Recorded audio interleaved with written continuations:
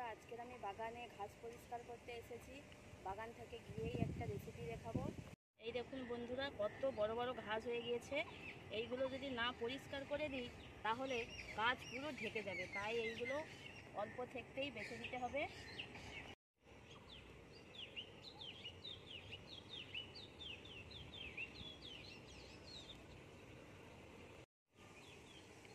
বন্ধুরা, ঘাস বাছা হয়ে গিয়েছে, এবার বাড়ি যাব। বিকেলে আবার আসবো। একদিনে তো এত ঘাস বাছা সম্ভব নয়, আবার বিকেলে আসতে হবে।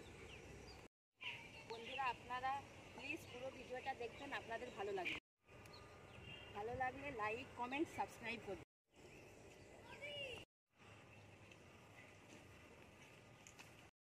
বন্ধুরা, বাগান থেকে চলে এসেছি, এবার রান্নার জায়গায় যাব। রান্নাঘরের দিকে এগোচ্ছি।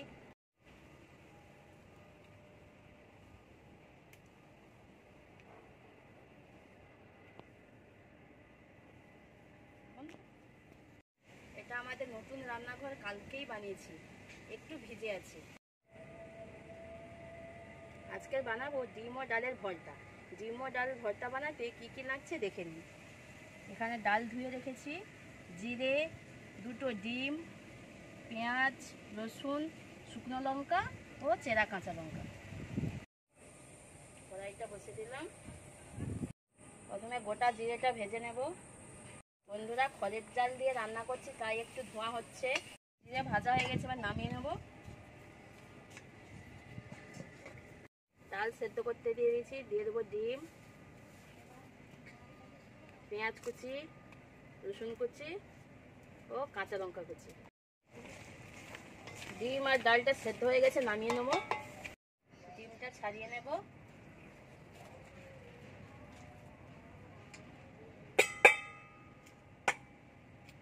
বন্ধুরা, আমার ছেলে ডাল খেতে একদম পছন্দ করে না, কিন্তু এইভাবে যদি ডিম দিয়ে ডাল বানিয়ে দিই ও অনায়াসেই খেয়ে নেয়। ডিমটা মাখিয়ে নেব।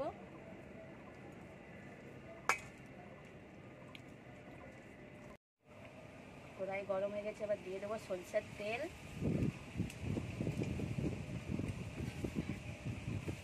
শুকনো লঙ্কা, সেদ্ধ ডিম আর ডালটা তেলের উপরে দিয়ে দেবো।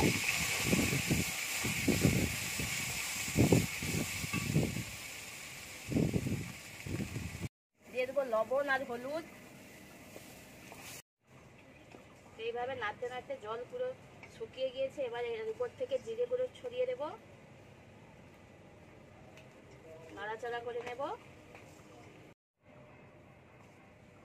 বন্ধুরা, এই দেখুন ভর্তাটা হয়ে গিয়েছে। এইভাবে একবার বানিয়ে করে খেয়ে দেখবেন, খুব ভালো লাগবে। ভর্তাটা আবার নামিয়ে নেব।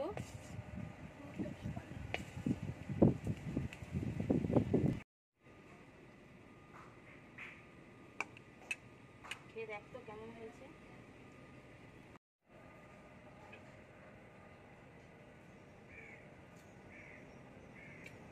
মা, কি সুন্দর হয়েছে, আর একদিন করবে তো। ভিডিওটি ভালো লাগলে চ্যানেলটি সাবস্ক্রাইব করবেন এবং পাশে থাকা বেল আইকনটি অন করে দেবেন। তার সাথে লাইক, শেয়ার, কমেন্ট করবেন, যাতে আমি ভিডিও করার আরও মোটিভেট হই।